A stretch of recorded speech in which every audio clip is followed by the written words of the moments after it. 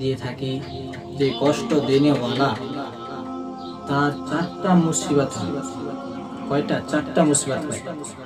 প্রথম নাম্বার মুসিবত, তার যে সুকুন রাহাত সেটা থাকে না, সেটা যেন আজ আমরা ভাবতে থাকতে আজ আমাকে এত কষ্ট দিয়েছে, এত কষ্ট দিয়েছে, আমাকে এত কষ্ট দিয়েছে, তবু তার বাড়ি ঘর, তবু তিনি এতই থাকছে, সুখে থাকছে, হাসি খুশি থাকছে না, সেটা নয়।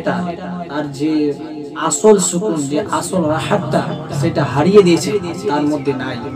যে সুকুনটা হবে, সেই সুকুনটা নাই তার মধ্যে। কেন সুকুন নাই? যে উনি মানুষকে কি কষ্ট দেয়, কষ্ট দেওয়ার কারণে তার সুকুনটা মনের মধ্যে নাই। তাহলে আজ আমাদেরকে করতে হবে কি? মুসলমান, আমরা যদি সুকুন দিতে চাই ভাই, আমরা যদি সুকুন আমাদের থাকতে চাই, আমাদের সুকুন যদি থাকতে চাই, তাহলে আমাদেরকে মানুষকে কষ্ট দিতে হবে না। বোন আমাদের কি বলে দিই, দ্বিতীয় নাম্বার যে মুসিবত হবে, যিনি কষ্ট দেনওয়ালা, তার কি হবে?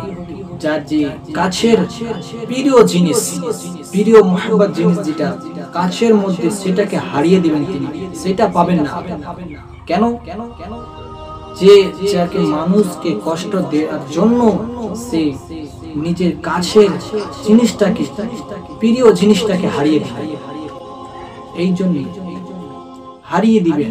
আমরা যদি আজ হারাতে না চাই, প্রিয় জিনিস, খাস জিনিসটা আমরা যদি না হারাতে চাই, তাহলে আমাদেরকে আজ মানুষকে কষ্ট দিতে হবে না। বোন আমার, ভাই, সম্মানিত দোস্ত ভাই, আমরা যারা ভিডিও আমার ভিডিও যারা দেখছে, আজ মানুষকে কষ্ট দিবেন না। এই মানুষকে কষ্ট দিলে আমরা কতটা পাবো, আজ এখান থেকে বলা হয়েছে যে কতটা আমরা পাবো। আজ আমরা সুকুন পাবো না। আজ আমরা কাছের মানুষ, যেটা খাস জিনিস, যেটা আমাদের প্রিয় জিনিস, সেটা আমরা পাবো না। কখন? আমার আল্লাহ তাআলা রব্বুল আলামিন আমাদের থেকে নিয়ে চলে যাবে। তৃতীয় নাম্বার যে বলা হয়েছে, যে মুহাব্বত থাকবে না, তার দিলের মধ্যে মুহাব্বত থাকবে না, মুহাব্বত পাবে না। সমাজের মধ্যে বহুত লোক হয়, রাগী হয়, যে গালি গালাজ করে, কেন? তার মুহাব্বত নাই, দিলের মধ্যে মুহাব্বত নাই, দিলের মধ্যে মুহাব্বতটা কেড়ে নিয়েছে।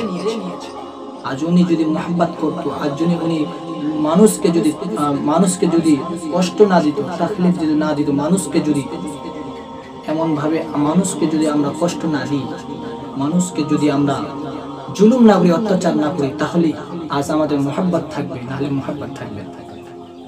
4 নাম্বার যে উনি যে দুনিয়ার মধ্যে 4 নাম্বার যেটা পাবেন, 4 নাম্বার হলো যে আমরা আল্লাহ যে কবরের মধ্যে, সেটা আর মাফ করবেন না। 4 নাম্বার হলো এই মানুষকে কষ্ট দিয়ে থাকে, তারা কোনোদিন তাদের কোনো এই গুনাহ মাফ হবে না, এই কষ্ট মাফ হবে না। আর দুনিয়ার মধ্যে আল্লাহ নামাজ পড়ে থাকি, রোজা করে থাকি, নামাজ পড়ে যায়, কিন্তু আল্লাহ রাব্বুল আলামিন আমাদের নামাজ না পড়লে আল্লাহর কাছে তওবা করে যে তাই নামাজ আমাদের মাফ করে দেয়। নামাজ পড়ি, সব কিছু গুনাহ আমাদেরকে মাফ করে দেয়, এত গুনাহ করে মাফ করে দেয়। কিন্তু এটা এমন যে মানুষকে যদি আমরা আঘাত দিয়ে থাকি, মানুষকে যদি আমরা কষ্ট দিয়ে থাকি, তাহলে কোনোদিন আমাদেরকে মাফ করবে না। আজ আমাদের মাফ করবে না। রাসূলুল্লাহ সাল্লাল্লাহু আলাইহি ওয়াসাল্লাম বলেছেন যে সবচেয়ে উত্তম, সবচেয়ে বেশি ইবাদত, সবচেয়ে কাছের ইবাদত কোনটা? বেশি উত্তম ইবাদত কোনটা?